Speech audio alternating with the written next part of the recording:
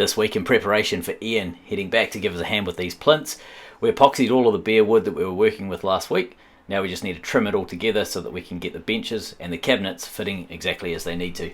The following footage is rated BC, before clamp. As you know, Jess was hit on the head with a falling F-clamp.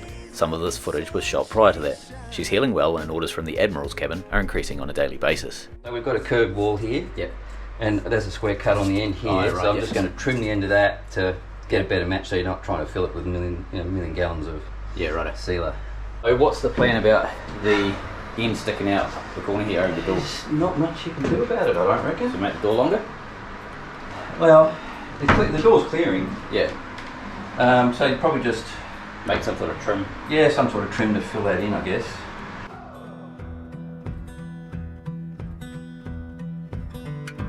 Resting on the myth of old, all of the stories have been told. Plinth in, it was time to start test fitting some cabinets. Secret places hidden well. In order to get the plinth that sits underneath the fridge sorted, we needed to figure out where our wall sits. So we started mounting the timber that goes on the wall that aligns the wall to be the right size for the insulation, so that we can then bring the timber in for the plinth and start figuring out exactly where that has to go. With Ian and I working in such a small space and trying to get 3 plinths organised, we were bouncing from one plinth to the next, with various plinths being taken out at any one stage, getting bits trimmed off them and modified and so on.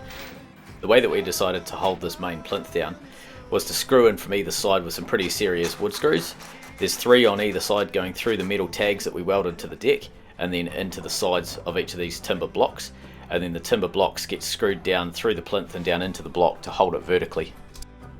With the plinth down on the ground, we needed to start putting the cabinets on top and then lower the bench down on top of the cabinets, because that gives us our alignment for all of it. And what we needed to do once that bench was down was figure out exactly where do we place the plinth so that we can fasten it to the ground. With my family I am bound. Stick to them until I'm in. The issue that we're having is trying to get this and this to be square. We're pretty sure the bench is square, but we're not 100% certain if the box is flexing. And as such, this side lines up pretty good, within about 5 mil of it. And this side here is about maybe 10 mil out. Okay, ready? I've come to realize time goes by. These two were offcuts because I figured that I could get the whole thing out of 3 lengths of board. I ended up buying a whole another board because I forgot I had those. Yeah. Well, you can return it if you want. I think we've cut it already. Well, no, but just say I brought back. I didn't use this bit. Yeah, this bit was defective. Yeah, the rest of it was fine.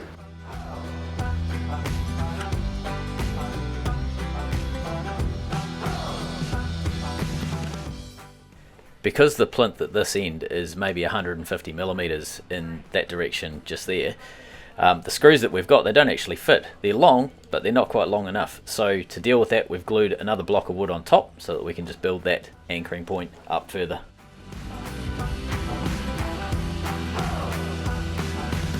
With this block finished, we're now able to tip the plinth back down and screw it to the floor. As you know, we love Skillshare courses, and this week Skillshare is sponsoring this episode. Engineering is inherently creative, but I've been feeling a little bit stuck and decided to choose a course to blow out the cobwebs and get creatively inspired. I chose Find Your Style 5 Exercises to Unlock Your Creative Identity by Andy J. Pisa. And I did. I was so surprised. I discovered my own unique creative style, which includes stainless steel welding and sculptures. Brupeg is all about being practical, but out of Andy's course, I'm changing things up. With the help of our new volunteer, who's a very talented artist, we're going to create an amazing figurehead on Brupeg's bell.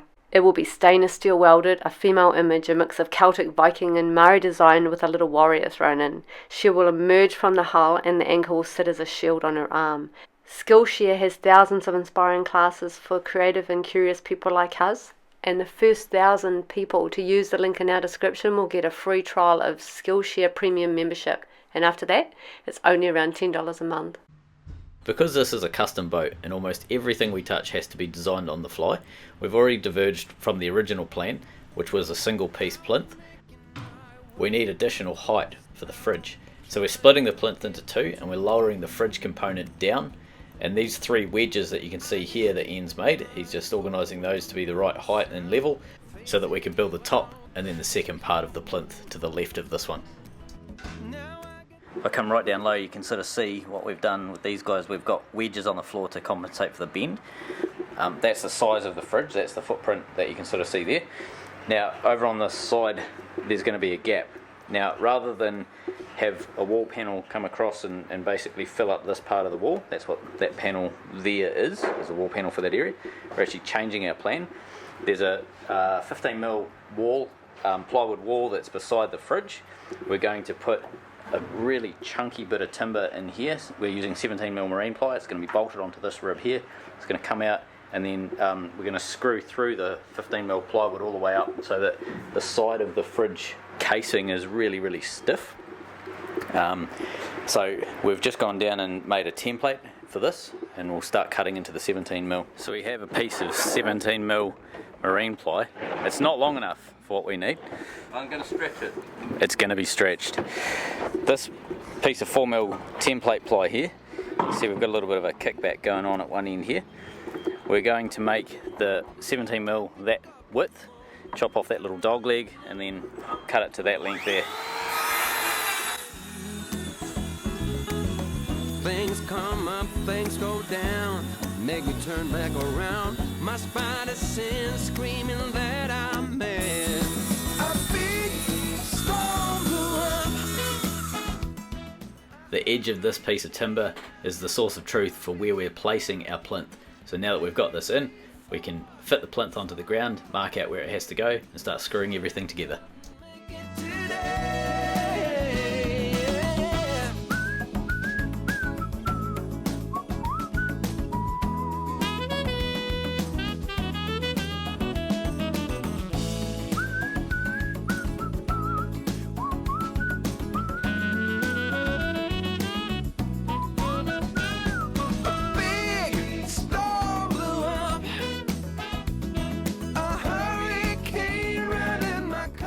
Because we're having to do a 2-step plinth on this side, that's the fridge, and it goes really down close to the ground. Let me come right down low. You can sort of see that. So we've got, I don't know, 50, 60mm at that end, 50mm maybe, down to nothing. That plywood's 17mm thick, so it's only probably 5mm off the ground. These lines at the back here, you can see those pencil lines drawn on the wall. They are what the new plinth on the left-hand side is going to have to be. So they are raised up 65mm at that end and 95mm at this end here. So we're doing a step, which on the plan up here, the step happens here, so it actually drops down to allow the fridge to sit lower than what the plan is.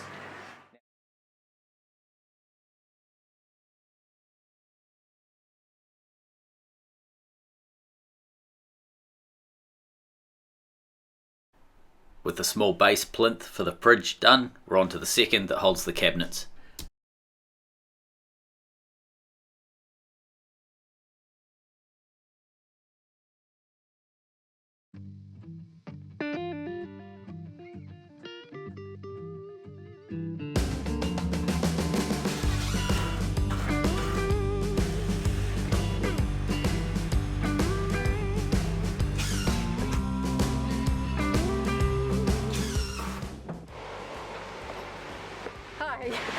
Let me give you a little tour about what we're doing today.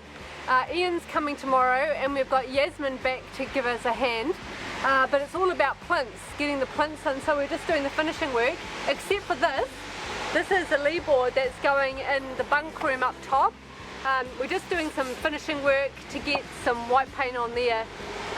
There's 2 different types of wood in the boat and we're choosing to not go with this kind, so we're going to cover it with a nice paint instead. So, plinths. So this is going on the starboard side wall by the fridge. This is the port side plinth. This is some wall that we've just got to finish off and seal. And over here, plinths that Ian made. So we're getting those finished, painted for him. When he arrives tomorrow, the plan is that he can put them straight in. This is Jess's actual sanding speed before she got smacked in the head with a clamp.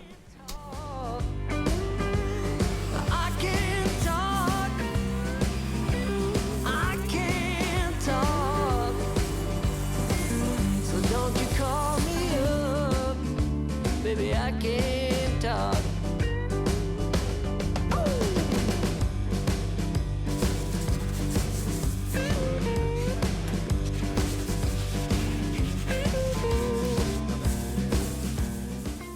It was about now that priorities on the boat changed quite a lot. Jess was downstairs in the workshop working and she got smacked in the head with a clamp, so Trev and I had to get stuck in and get the kitchen in a temporary fashion because it was too hard for Jess to recover on the boat and live with everything in chaos.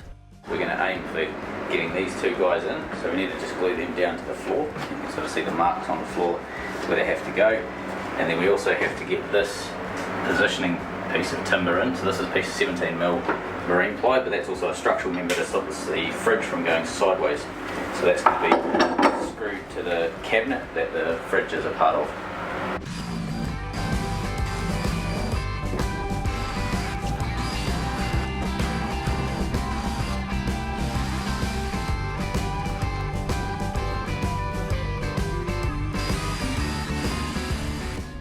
And we also fitted this white conduit that goes right up around the edge, P-clipped into the roof, and that leads over to the main backbone, wiring backbone on these wiring trays, cable trays. So what we need to do now is on the end of this, we'll snake a mouse right the way down it, and then that'll allow us to pull a wire out the bottom, and our plug is not far away from there. If you're unfamiliar with what the term mouse means, it's basically just a stiff cord or a stiff line that you can push all the way down the pipe, tie on a cable or another something that you want to pull back through that cable, and then you just pull the mouse back out and it brings the new cable with it.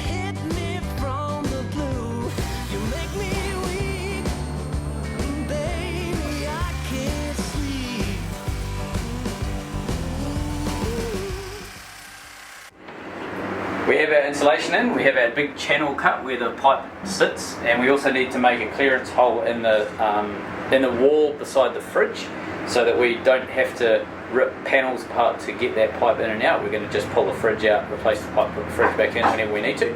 And this one over there, that pipe just there in the ground, that is pretty easy to get to without having to modify anything. So that one's a nice simple one. What we're going to do now is take the panel for the side of the fridge downstairs and start chopping.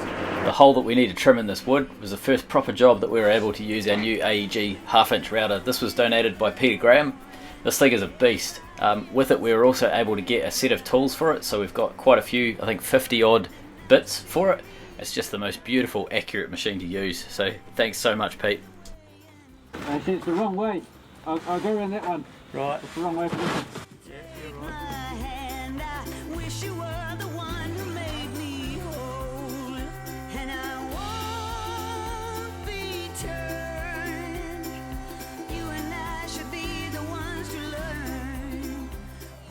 Few dags, she'll be right.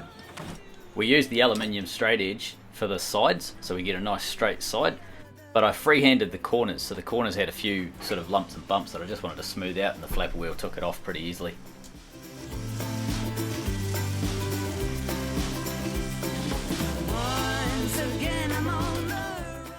Now that we had our panel trimmed out, it was time for a test fit.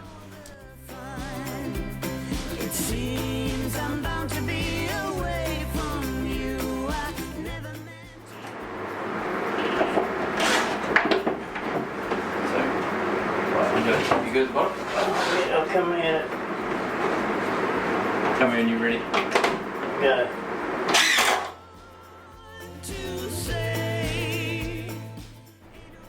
Now that we knew it fit together, it was time to start gluing the plinths down so we could fasten everything securely and not have to pull it apart again.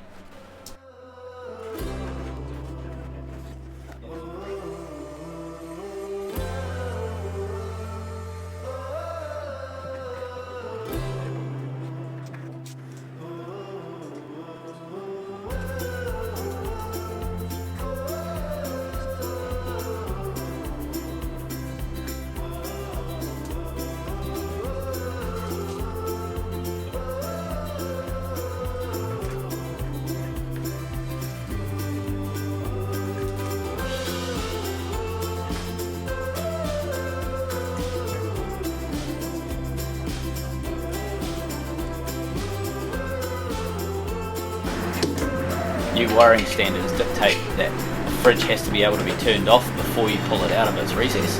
So putting the switch where we've got it here means that we'll be able to access it no matter what.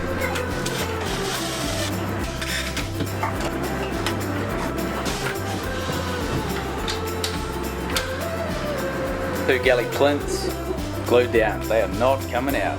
Well, not without ripping out half of the boat. And also, first plug. Small victories. I'm pretty chuffed with that. That's yeah, that's really cool. So we've got this structural member basically bolted in. You can sort of see bolt, you know, behind the scenes there. And there's another one up the top. And that whole thing is glued to a steel rib. You can't see it's behind that panel now. We've also got that panel insulated, and we've got the cable conduit running down, finishing over there. We've got our insulation done. There's 2 layers there with a big path for our large diameter fill pipe. If I spin around, we've got our 2 panels that we've made. One of them, this one here, this is the back of the wall fridge panel, if that makes sense. So it goes between the wall and the fridge, and this slot here allows us to get into that area behind the fridge. It saves us having to rip panels apart. If we ever want to change that pipe, we can just get straight into it. With the small plinth as our test, we had a rough idea what we were doing, so we thought we'd give the big plinth a go. The process that we came up with was basically give the floor a real good vacuum clean down to make sure there's no dirt and rubbish on the ground. Then we went over with acetone to make sure everything was as clean as we could get it on both sides. And then we got stuck into gluing and screwing the plinth down. I've got it right and I got it wrong, but I learned my lesson hanging on. Come sit here with me by the fire and let it go for a little while.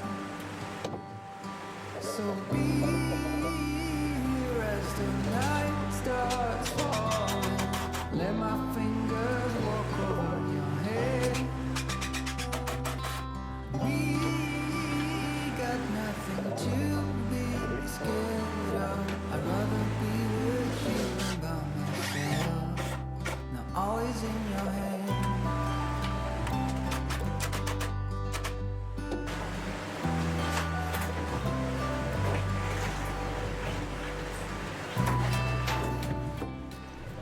With the main plinth glued down, next job was the small cabinet at the far end.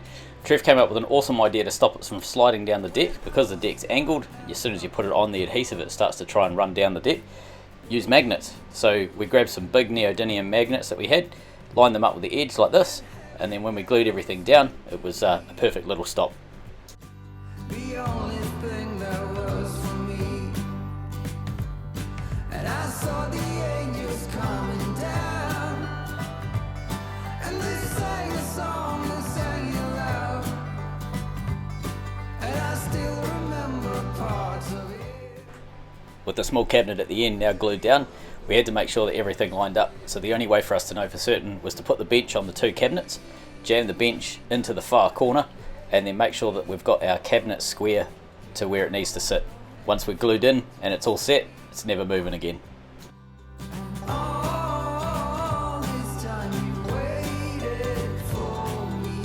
Little did we know, I guess it's fate. Now all is in our hands. All is in our hands.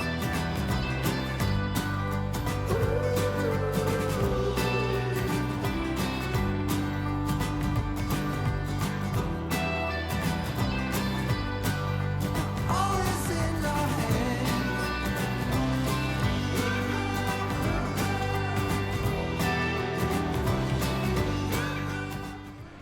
Trev had reservations about the portal to another dimension that we just created, and I said, no, it's fine. You could easily fit a man in there. No problem. Even a man holding tools. And he said, really? And I said, yeah, look, I'll hold a tool. Watch this. I even put some screws in my mouth, and I'll go in there. Look, see? I pretty much disappear. You can't see me. Crikey, you're right. You really have gone. Oh, no, I can see part. No, you're gone again. Oh, no, hey, you're back there. Oh, no, oh, bloody hell, he's gone. Oh, no, it's an elbow. Look, no, definitely, there's an elbow. Oh, no, he's gone. For safety, Trev said we need to get a fridge inside that portal quick smart and block that hole off. So, obviously, we did. And with the small prep bench plinth glued down, that was the last smelly job of the day, and we can start temporarily putting things into the kitchen. Yeah, you might sit this one out, eh? What? You just sit this one out, we'll get this. Sure. Yeah. That's this.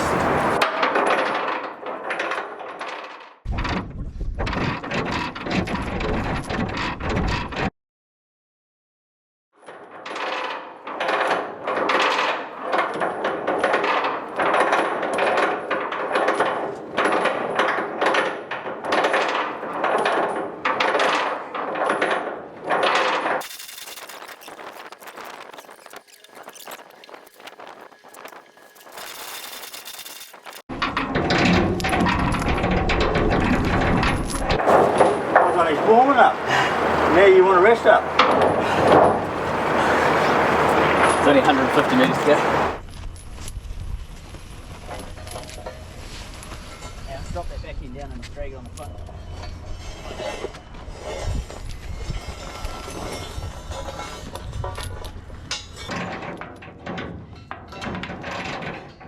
Any minute now.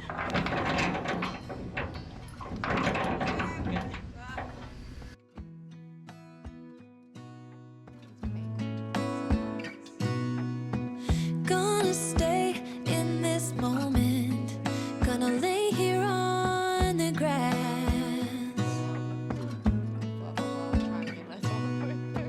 I don't need to feel lonely. Hey guys!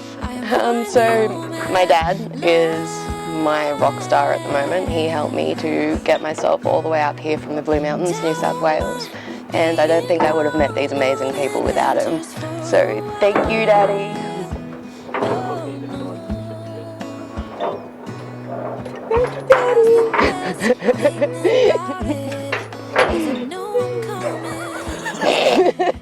Sarcastic, Trev. These amazing people that I've met.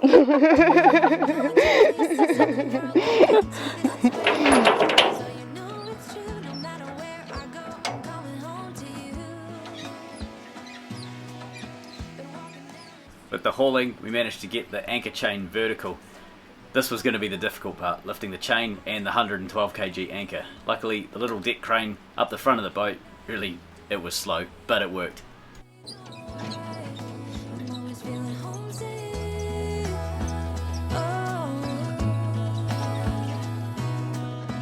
All I know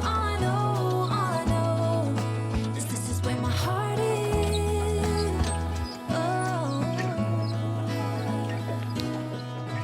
I have seen many places where the beauty never ends.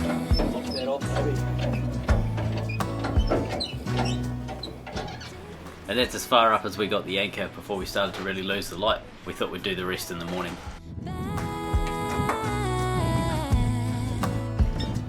But I don't have to be chasing every dream that I have.